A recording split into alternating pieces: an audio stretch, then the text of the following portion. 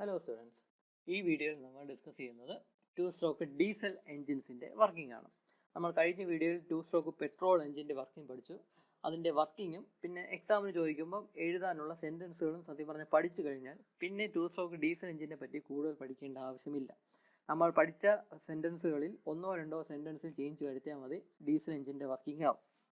അപ്പോൾ എന്തൊക്കെയാണ് difference petrol എഞ്ചിനായിട്ട് compare ചെയ്യുമ്പോൾ എന്തൊക്കെയാണ് ഡീസൽ എഞ്ചിൻ്റെ വർക്കിങ്ങിനുള്ള ഡിഫറൻസ് എന്ന് ആൾറെഡി നിങ്ങൾക്കറിയാം. കാരണം നമ്മൾ 4 സ്ട്രോക്ക് എഞ്ചിൻ പഠിച്ചതായിരുന്നു. 4 സ്ട്രോക്ക് ഡീസൽ എഞ്ചിനും 4 സ്ട്രോക്ക് പെട്രോൾ എഞ്ചിൻ്റെ വർക്കിംഗ് നമ്മൾ പഠിച്ചു. അപ്പോൾ നമ്മൾ കണ്ട ഡിഫറൻസസ് തന്നെയാണ് ഈ കേസിലും വരുന്ന ഡിഫറൻസസ്.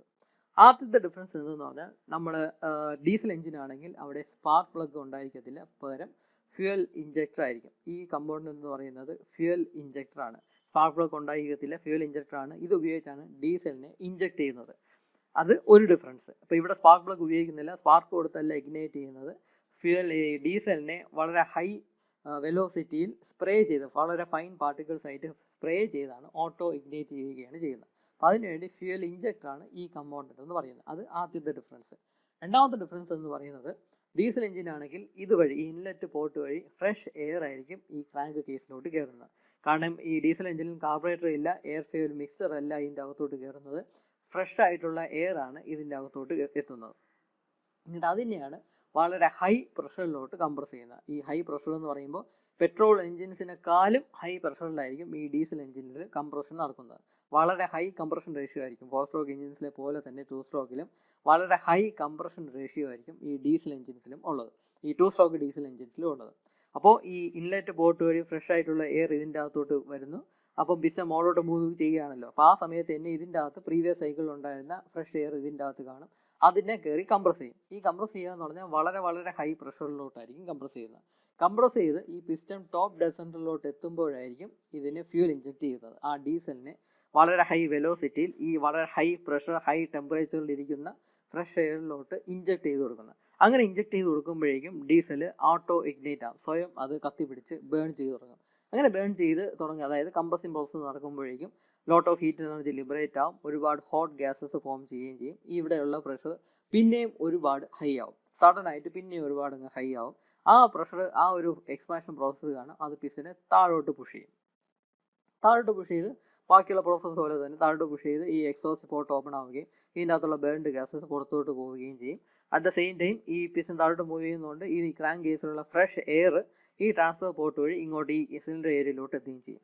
ഇവിടെ ഉള്ളൊരു അഡ്വാൻറ്റേജ് എന്തെന്ന് പറഞ്ഞാൽ, ഈ ട്രാൻസ്ഫർ പോർട്ട് വഴി അകത്ത് ഈ സിലിണ്ടർ ഏരിയയിലോട്ട് എത്തുന്നത് ഫ്രഷ് എയർ ആണ്. അവിടെ ഫ്യൂവലിൻ്റെ കണ്ടന്റ് ഒന്നുമില്ല, ഫ്രഷ് എയർ ആണ്.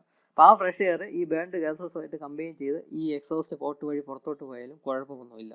അപ്പോൾ അതുകൊണ്ട് മൈലേജ് ഡീസൽ എഞ്ചിൻ്റെ കേസിലാണെങ്കിൽ 2 സ്ട്രോക്ക് ഡീസൽ എഞ്ചിൻസിൻ്റെ കേസിലാണെങ്കിൽ എഫിഷ്യൻസി വലിയ കുറവ് വരത്തില്ല. കാരണം ഇവിടെ വലിയ ലോസ് ഒന്നും, ഫ്യൂവലിൻ്റെ ലോസ് ഒന്നും വരുന്നില്ല. അതുകൊണ്ട് എഫിഷ്യൻസി ലോസ് ഒന്നും ഉണ്ടാകുന്നില്ല, മൈലേജ് കുറയുക എന്ന പ്രോബ്ലം ഒന്നുമില്ല. പക്ഷേ പൊല്യൂഷൻ ഉണ്ട്. കാരണം ആൾറെഡി ഡീസൽ ബേൺ ചെയ്യുമ്പോൾ പൊല്യൂട്ടഡ് ആയിട്ടുള്ള കണ്ടൻസ് ഒരുപാട് ഫോം ചെയ്യുന്നുണ്ട്. അപ്പോൾ അതിൻ്റെ പൊല്യൂഷൻ എന്തായിരുന്നാലും ഉണ്ട്. ഫ്യൂവൽ ബേൺ ചെയ്യാതെ പുറത്തോട്ട് പോകുന്ന ആ രീതിയിലുള്ള പൊല്യൂഷൻ ഇല്ല എങ്കിലും ഡീസൽ എഞ്ചിൻസിലുള്ള പൊല്യൂഷൻ, 4 സ്ട്രോക്ക് ഡീസൽ എഞ്ചിൻ ഉള്ള പൊല്യൂഷൻ തന്നെ ഈ 2 സ്ട്രോക്ക് ഡീസൽ എഞ്ചിൻസിനും ഉണ്ട്. അപ്പോൾ അത് തന്നെ വളരെ ഹാംഫുൾ ആണ്. 4 സ്ട്രോക്ക് ഡീസൽ എഞ്ചിൻസിൻ്റെ പൊല്യൂഷൻ തന്നെ ആവശ്യത്തിന് ഹാംഫുൾ ആണ്.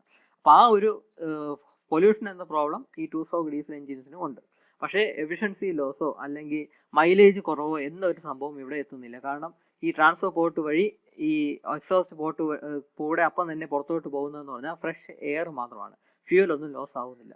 അപ്പം അങ്ങനെ ഒരു അഡ്വാൻറ്റേജ് മാത്രം ഈ 2 സ്ട്രോക്ക് ഡീസൽ എഞ്ചിന് ഉണ്ടെന്ന് പറയാം. അപ്പോൾ നിങ്ങൾ ഇതിൻ്റെ വർക്കിംഗ് എഴുതുമ്പോഴും ഇങ്ങനത്തെ ചേഞ്ചസ് വരുത്തുക. ഇവിടെ ഫ്യൂവൽ ഇഞ്ചക്ടർ ആണെന്ന് എഴുതുക, ഇവിടെ ഈ ഇൻലെറ്റ് പോർട്ട് വഴി ഫ്രഷ് എയർ ആണ് ഇതിൻ്റെ അകത്തോട്ട് കയറുന്നു എന്ന് പറയുക.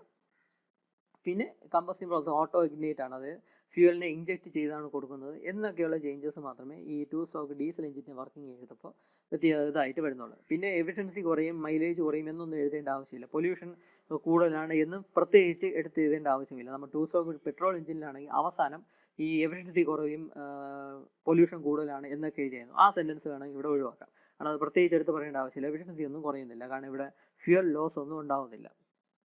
അപ്പോൾ ഇതാണ് 2 സ്ട്രോക്ക് ഡീസൽ എഞ്ചിൻ്റെ വർക്കിംഗ് എന്ന് പറയുന്നത്. ഇതിൻ്റെ വർക്കിംഗ് ഞാനിപ്പോൾ പറയുന്നില്ല, കാരണം നിങ്ങൾക്ക് ആൾറെഡി അറിയാം. അതിലെ സെൻറ്റൻസുകൾ പെട്രോൾ എഞ്ചിനിൽ എഴുതിയ ഓൾമോസ്റ്റ് 90% സെൻറ്റൻസുകളും നമുക്ക് 2 സ്ട്രോക്ക് ഡീസൽ എഞ്ചിൻ്റെ വർക്കിങ്ങിന് എഴുതാം. ഇടയ്ക്കുള്ള 1-2 സെൻറ്റൻസിൽ മാത്രം ചേഞ്ചസ് വരുത്തിയാൽ മതി. അപ്പോൾ ഇതാണ് 2 സ്ട്രോക്ക് ഡീസൽ എഞ്ചിൻ്റെ വർക്കിംഗ് എന്ന് പറയുന്നത്. ബാക്കി നിങ്ങളുടെ ബെഞ്ചമിൻ്റെ ടെക്സ്റ്റിൽ നോക്കിയാൽ അതിൻ്റെ വർക്കിങ്ങിൻ്റെ എക്സ്പ്ലനേഷൻ നിങ്ങൾക്ക് കിട്ടും. അപ്പോൾ ഇത്രയേ ഉള്ളൂ ഈ വീഡിയോ. ബാക്കി നമുക്ക് അടുത്ത വീഡിയോയിൽ ഡിസ്കസ് ചെയ്യാം. Thank you.